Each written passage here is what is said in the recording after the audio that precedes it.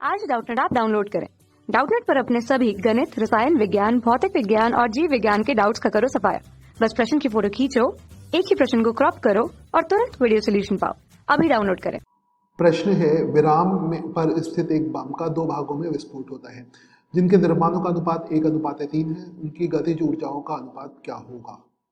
तो हमारे पास एक बम है और ये बम दो भागों में टूट जाता है। तो ये बम इस तरह से हो गया और ये बम दो भागों में टूटता है और दोनों भागों के द्रव्यमानों का अनुपात, यानी पहला भाग का द्रव्यमान यदि m1 है और दूसरे भाग का जो द्रव्यमान है वो m2 के बराबर है।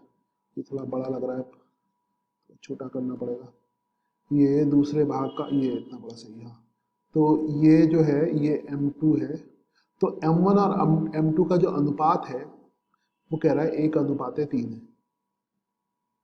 1:3 है। और बम का द्रव्यमान आप कुछ भी ले सकते हैं, मान लीजिए बम का द्रव्यमान m होता है।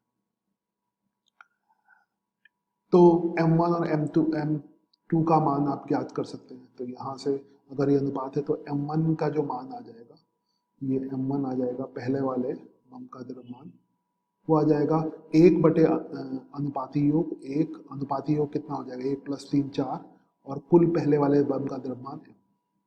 इसी प्रकार दूसरे वाले बम का द्रव्यमान आ जाएगा m2 बराबर 3/अनुपाती योग 4 और कुल द्रव्यमान।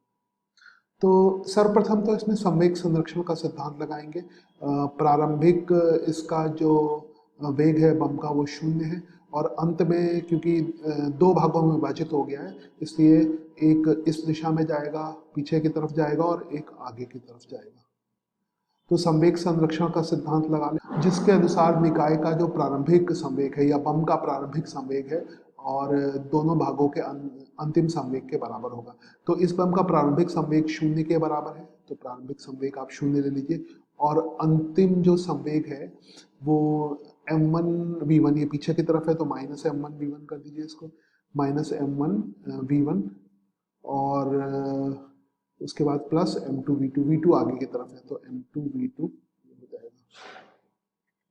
तो यहाँ से जब इसको आप हल करेंगे तो ये आ जाएगा m1v1 बराबर m2v2, m1v1 बराबर m2v2।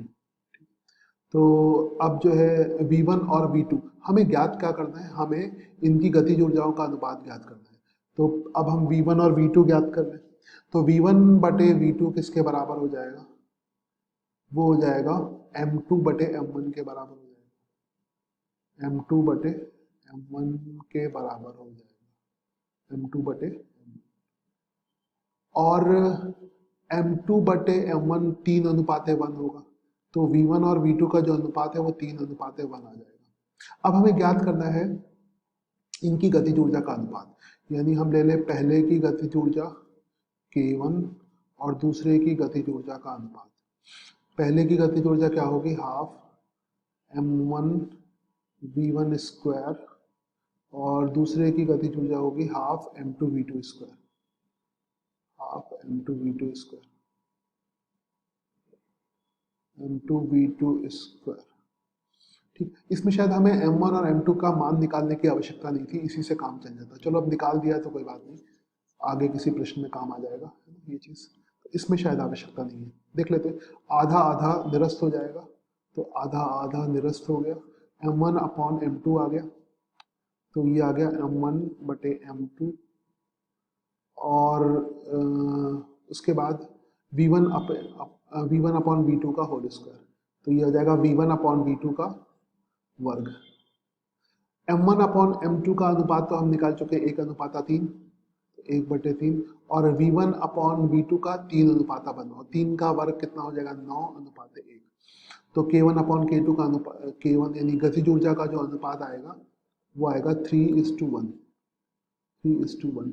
यही इस प्रश्न का उत्तर है और इस प्रश्न में m1 और m2 के मानों के निकालने की आवश्यकता नहीं। कक्षा 6 से 12वीं से लेकर नीट, IIT, JEE वो एडवांस के लेवल तक 1 करोड़ से ज्यादा छात्रों का भरोसा।